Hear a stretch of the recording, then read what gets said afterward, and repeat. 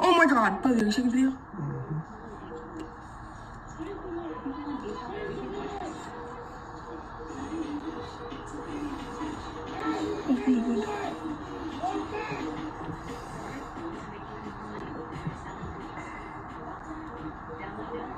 Oh! Oh my God! I hate watching this shit, bro. I hate the police.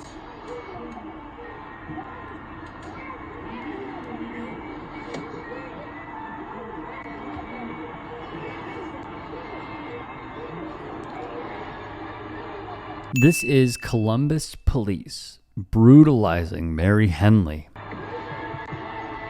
You just slammed the out her. That's up. Yeah, when she was right. Yeah, right. And he already had her hands. Like, that is so unnecessary. Here's the view from police body camera. Up there. Hands on window. Shut up. Shut up. Driver, exit the vehicle facing away from us. Face away! Face away! Hey, face away! Walk back! I ain't got no weapon. Don't grab me. Don't grab me like that. Why are you doing that to me? Why are you doing me like that? I didn't do. Why are you doing me like that? Why are you grabbing me like that? Keep moving, you're gonna get hurt. I didn't do. Stop Why are you moving. grabbing me Stop like that? moving. I'm not moving. I'm chilling. I'm chilling. With my daughter, I'm chilling. Why are you grabbing me like that? You think me around for Yeah, I what? sure did. Get up. Why? Now stand up. I'm trying to. You're about to break my wrist. And now the latest. The first video, shot by a bystander, shows the cops with their firearms out when they put two women in handcuffs. The first woman was simply following instructions, walking backwards, when a policeman slams her to the ground. The dispatch wrote, suddenly, the officer uses his right arm to push the woman's head to the right and uses one of his legs to sweep one of the woman's legs out from under her, slamming her to the pavement, the video would show. He then places her in handcuffs. Another woman is also taken into custody without incident by officers before the video would end. Atlanta Black Star printed, Alexander Valesky grabs her wrists, presses his forearm against her neck, and kicks her feet out from under her, sending her hard to the ground. He then sits on top of her to cuff her. The investigative report would read as follows. The officer stated the complainant was resistive and planted her foot when he was moving her. However, prior to physical contact with the complainant, the officer stated, dude, I'm going to drop her. And all right, you know what? F this. The report continued, given the totality of the circumstances and a preponderance of the evidence, force was used on the complainant for a retaliatory or punitive purpose, not for resistive behavior, as the decision to use force had been made before any physical resistance. Lastly, from the report, CPD policy states, sworn personnel shall not use any force for a retaliatory or punitive purpose. Therefore, it is recommended this allegation be closed with a finding of sustained. What followed next was the city's Department of Inspector General opening an investigation into what we just saw. We understand that any incident involving the use of force can be upsetting to the community, the police would say. The Columbus Division of Police is dedicated to transparency and accountability for all members of the division, and we appreciate the community's patience as these investigations are completed. I know it's hard to continue seeing these and think that they have our best interests because they don't.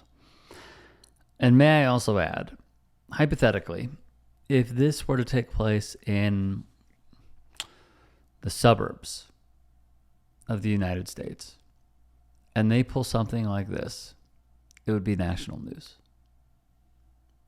It would. But because she is a black woman who was backing up, not only did they have, in my eyes, way too many officers responding to this call, but then they proceeded to say that they were going to brutalize her. Dude, I'm going to drop her. All right, you know what? F this. It's premeditated. What if from that leg sweep and him grabbing her and dropping her, she cracked her skull? Which could have happened. What if she started bleeding from her head? They don't care. They've shown they don't care. I don't know how much more information one possibly does need to indicate that. We all know it. And what do I say with every single video that we do of this? They are going to get sued, and they are probably going to lose. Do you think you and I, with our hardworking tax dollars, should pay for it? No. No. Do you think the hardworking teachers' tax dollars should pay for the settlement? No. How about the hardworking member of society who paves the roads in construction or builds the houses or helps gardens bloom across a town? Should they pay for the settlement? No. No. It should come from this man's pocket. A certain amount allocated every single month, plus the police's budget. That's what it should come out of. The ability for these precincts to get off completely scot-free is just astounding and also devastating to us. We do not need to pay for officers' malfeasance. What we need is better roads. What we need is better schools. What we need is free health care. What we need is a way to combat climate change. We want to fix the potholes, not pay for an officer to continue getting away with brutalizing the very people they are sworn to protect. And look, they're going to do their little investigation. Do I think anything's going to come of it? No, I don't. I don't think anything's going to come of it. It will go down as basically a footnote to this officer. And then we will have it on his record. Fine, but we need more. There needs to be compensatory punishment, or else they're just going to keep doing it over and over again, as we have seen and as I have talked about for years now. Nothing is going to change these police departments unless you take away their funding. Then you will see police chiefs get on each of their officers' case because they're taking away their finances. It is a simple A to B. Very simple. And it's something, honestly, that I would like to see more politicians run on. That is something that I would be in favor of, and I hope you would too. If you can and are willing, please become a paid member here at TYTSports. And or go to tyt.com/join. In addition, you can follow me on Twitter, Instagram, and TikTok. Appreciate it. Have a great day.